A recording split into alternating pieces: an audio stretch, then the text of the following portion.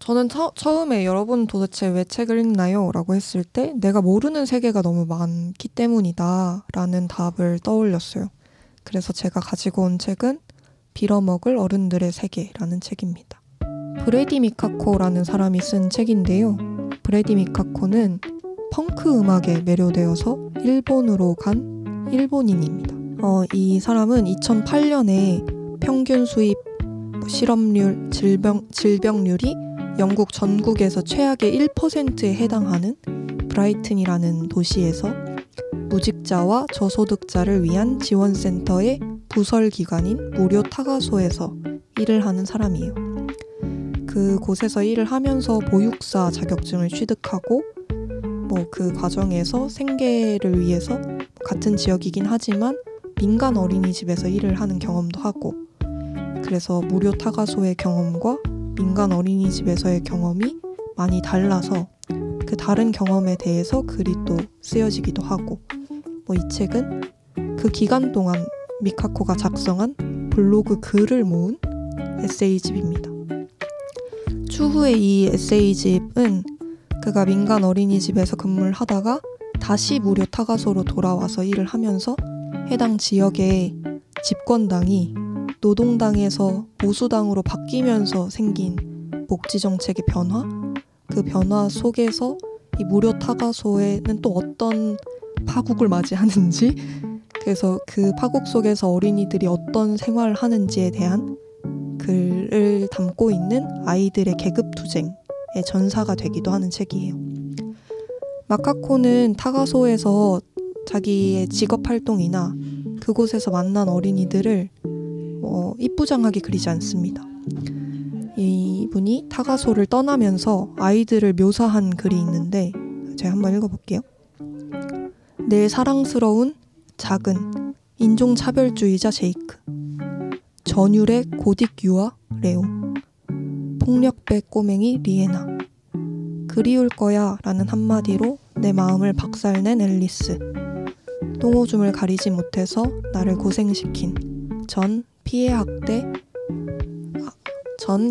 아동 무스타파, 내가 웃기게 생겼는지 나만 보면 언제나 웃어준 다운 증후군의 미테키시, 내가 어린이집에 나오지 않을 때면 어린이집에 둔 내 우비의 소매를 꼭 붙잡고 이를 갈았다던 자폐 스펙트럼의 제스민, 이런 설명들이 있거든요.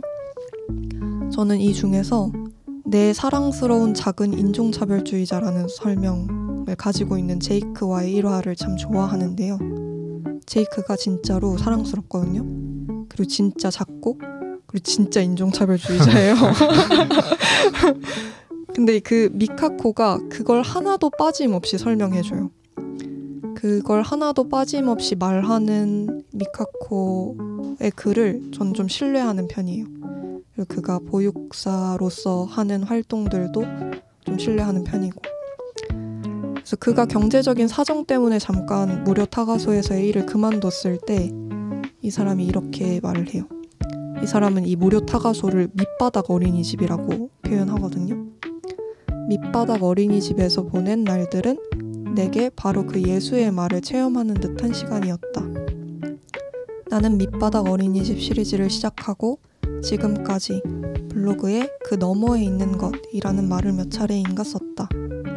너희는 쓸모없는 인간들이야. 쓸모없는 인간들이야. 쓸모없는 인간들이야. 그 말 너머에 있는 것. 너희들은 인간 쓰레기야. 인간 말종이야. 나는 그렇게 생각해. 하는 그 생각의 너머에 있는 것. 미카코는 이곳에서 자신이 가지고 가는 것, 그러니까 일을 그만두고 자신이 이곳에서 배운 것이 틀림없이 그 너머에 있는 것을 감각하는 기술이라고 이야기해요.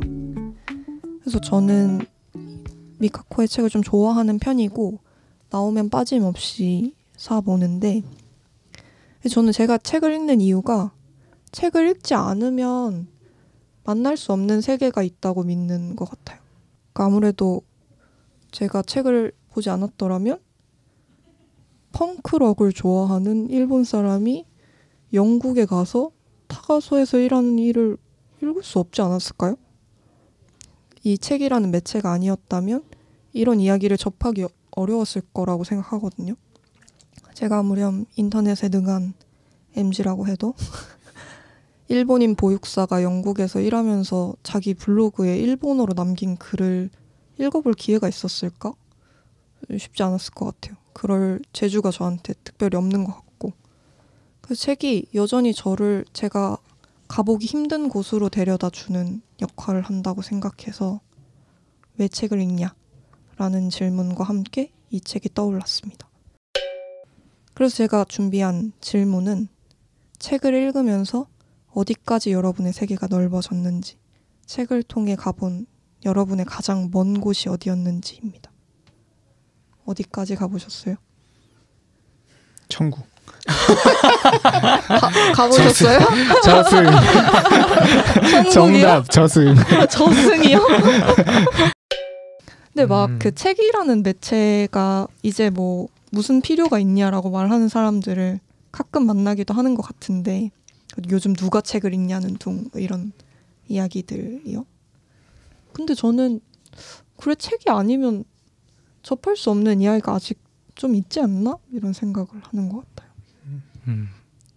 그 누가가 바로 접니다. 뭐 이런 얘기가 생각이 나네요. 아무튼 근데 이 그 짤 모르세요? 모르시고 넘어가는 걸로 하겠습니다. 멀리라는 게 이제 상하좌우가 될 수 있을 것 같은데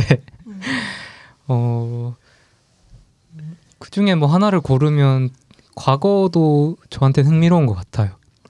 특히 뭐 욥기 같은 거는 저자도 모르고 이게 어디서 나온 건지도 이제 정확히 모르는 상황에서 성경에 들어가 있고, 그 수천 년 전에 사람들이 읽고 고민했던 게 내가 한국말로 이걸 읽는데도 뭔가가 느껴지고, 이게 가끔씩 신기할 때가 있는 것 같아요. 그래서 이게 시간을 견뎌내는 것이 결국에는 책이고 이 텍스트고, 그 속에 쌓인 어떤 단지 그 상황만이 아니라 그 상황을 지나면서 겪었던, 이 책이 겪었던 어떤 역사들까지 쫙 만나는 그 감동이라고 해야 될까, 그 경험이 이제 크게 느껴지는 것 같아요. 임표 간사님은 네. 뭐 떠오르시는 게 있으신가요? 무슨 책을 읽고 저승을 다녀오셨나요? 그러게, 테마록인가요 그게? 어떤 세계, 이렇게 뭐 물리적인 세계도 물론 데려다 주는 것 같아요, 책이. 그런데 이제 제가 감히 상상할 수 없었던 중요한 어떤 문제를 깊이 다루는 그 곳까지도 데려다 주는 것 같아서, 최근에 하얼빈이라고 하는 소설, 김은 작가의 소설을 봤는데, 거기에 그 안중근의 모습을 보면서 내가 가보지 못한 곳을 가봤다는 생각을 좀 하게 된 것 같아요. 그러니까 안중근은 그냥 거기서 이제 특별한 이유가 막 자세히 서술되지 않아요. 그러니까 안중근이 내가 이토 히로부미를 처단해야겠다라고 하는 그 마음이 되게 세세하게 그 명분과 이런 것들을 자세히 적지 않아요. 그러니까 그 하얼빈 소설에서 안중근은 그냥 가야 돼, 내가 해야 돼, 이런 게 그 저변에 이렇게 깔려 있어요. 그러니까 그런 걸 보면서, 그러니까 여러 가지 이유와 사안들을 만들지 않고 그냥 하는 사람, 그냥 앞뒤 재지 않고 그냥 이건 내가 해야 되는 일이라고 해서 그걸 차지하고 그걸 하는 사람의 세계를 그런 책을 통해서 좀 보게 된 것 같아요. 한지원 간사님 저는- 천국 언제 가셨어요? 얼마 전에 나 갔다. 죽어서는 못 갈 거니까 지금 많이 가두세요. 근데 뭐 농담이기도 하지만 농담이 아닌 게, 사실 뭐 저는 주로 종교 역학 관련 책들만 보는 편인데, 이 세상의 시작에서부터 끝까지, 그리고 우리가 보는 세계뿐만 아니라 보이지 않는 세계까지 책이라는 매개로 다 다루고 있잖아요. 기독교는 책의 종교다라고 하면서 성서 자체도 글자가 된 어떤 진리, 그래서 그렇게 여기는 그 태도를 생각해 본다면, 책이라는 것이 우리를 데려다 주는 곳은 세계의 모든 곳뿐만 아니라 가장 보이지 않는 깊은 곳까지, 가장 높은 곳까지 우리를 안내해 줄 수 있는 게 아닌가. 저도 브래디 미카코 좋아하는 작가인데요.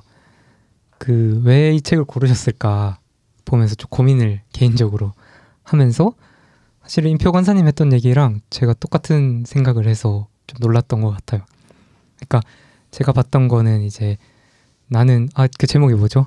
나는 옐로우의 나는 옐로에 화이트에 약간 블루. 네. 이거 제목이 어렵기 때문에 저도 네. 기억을 잘 못하고 있는데 아무튼 이 책이 그 자기 아들이 이제 중학교에 입학하게 되면서 벌어지는 그 다인종 속에서 벌어지는 역학들에 대한 거를 에세이스트로 본인이 이제 솔직하게 쓴 책인데 거기서 놀랐던 게 이분이 아이의 그 사상이라고 해야 되나 그 겪는 경험들을 개입을 하려고 하지 않고 그 마음을 내려놓고 이 아이의 상황과 이야기를 철저하게 듣는 모습이 전 되게 인상적이었던 것 같아요. 그래서 아이를 통해 배우고 그 문장이 있는데 내가 아이의 삶에 개입할 때가 아니라 아이가 내 삶에 개입할 때다 이제는 이 얘기를 하는 게 되게 기억에 많이 남고 그럼 책이란 건 무엇이냐고 했을 때에 말씀하신 것처럼 무력하게 듣는 어떤 행위이기도 하다. 그러니까 이런 한 사람이 엄청나게 긴 시간을 떠드는 거를 물론 그 안에서 치열하게 내적 대화를 하지만 기본적으로는 우리가 거기에 마음을 열고 수동적으로 시간을 들이는 그러니까 내어놓는 것이 어떤 독서 행위이기도 하다라는 생각을 좀 했던 것 같아요.